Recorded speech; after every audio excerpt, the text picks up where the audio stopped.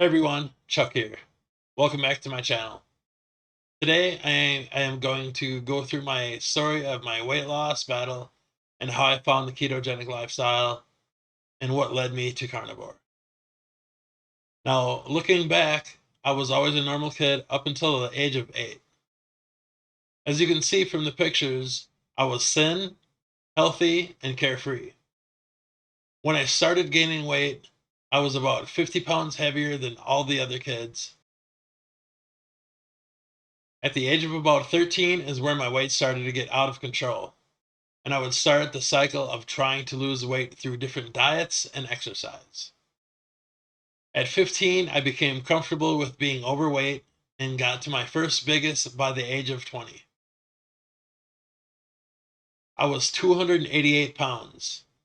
I remember looking at this picture and thinking, wow, I have got to do something. So I made a plan and got to work. I had found a super easy workout routine from a 90s fitness guru by the name of Greer Childers. It was simple isometric poses done while using breathing technique and holding my breath. I also walked 3 to 4 miles at a time around a local lake about 3 times a week. I also cut all of my food portions in half and did not cut anything out, and I would still go out to eat and I would just order half of what I normally would before. Now, as you can see, my hard work paid off, but it was short lived and it did not solve the core issue because I had only put a band aid on. And yes, while I was being active and cutting my portions worked, I was still hungry, and little did I know what damage I was really doing to my body by eating the sugar filled processed foods that I was eating. At the age of 25, I started to gain all my weight back and then some. A few years later, I had met my wife. I was 27 and 300 pounds, and I carried it well. So, after about 6 months, we got married, and she got pregnant with our son. Now, most commonly, women gain the pregnancy weight while she only gained under about 20 pounds. I had gained 60 pounds, putting me at a whopping 360 pounds. I had kind of let myself go after that and began to get health problems from bad diet and lack of exercise. I had developed severe constipation, back problems, and hemorrhoids from being constipated all the time. The health problems would continue, and I would develop diverticulitis from being constantly constipated. I had surgery to remove 20 millimeters of my intestine due to my intestine and bladder fusing together.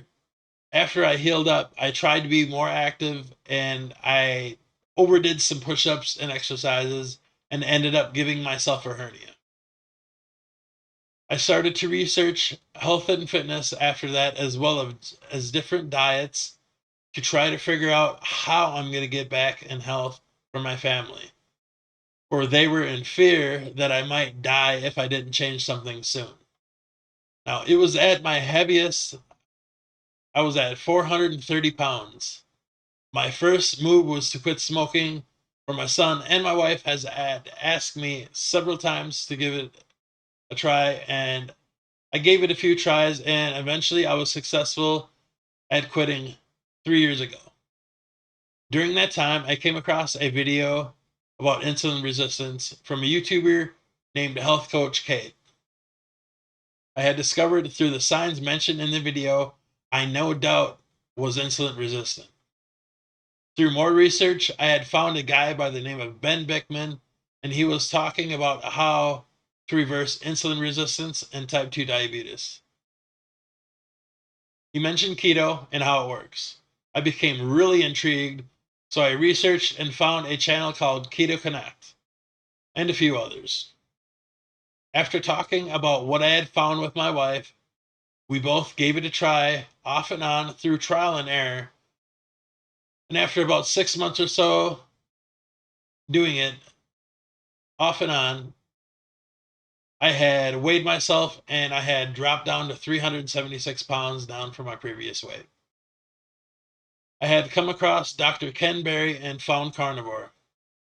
We tried Carnivore out for a while, and off and on, we continued to go about life. And because I kept falling back in my old eating patterns, I would end up gaining it all back and then some. My all time biggest was 444 pounds.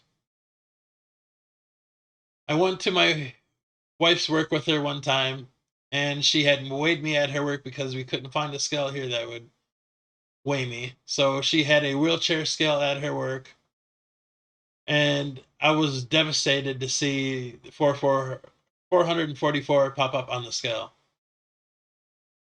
At that point, I was frustrated. I was angry because, it seemed like I was trying my hardest and I was trying, and I really wasn't eating that bad. But at that point, I almost gave up. I was watching YouTube and I stumbled across a channel called Carnivore Quest, and they had featured a another carnivore on their channel called Shaun White, aka the Intentional Carnivore.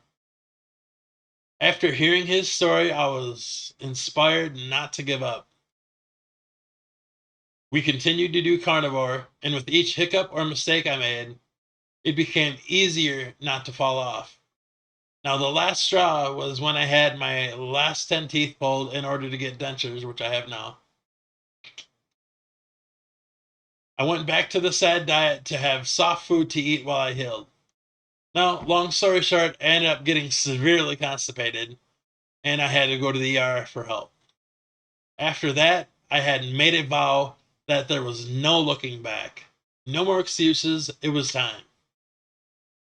Now, fast forward to the present time, and it's now day 52 as I am going through this story, and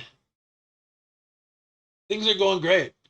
I am little by little making progress, and I am down to 423 pounds from 444. So I had lost some weight. I weighed myself on August 6th. Originally, I was down at 423. I had weighed myself again on September 6th. I hadn't gained weight, hadn't lost weight, but hey, progress is progress. I'm not going to get mad at it. So now I'm just taking one day at a time for my journey and hoping that in time things get easier and things get better. Well, everybody, thanks for watching. Remember to like, share, and subscribe, and there'll be more videos to come. Thanks for sitting here listening to me rambling, and I will see you on the next one. And remember, we might be strong alone, but we are stronger together. God bless and have a great day.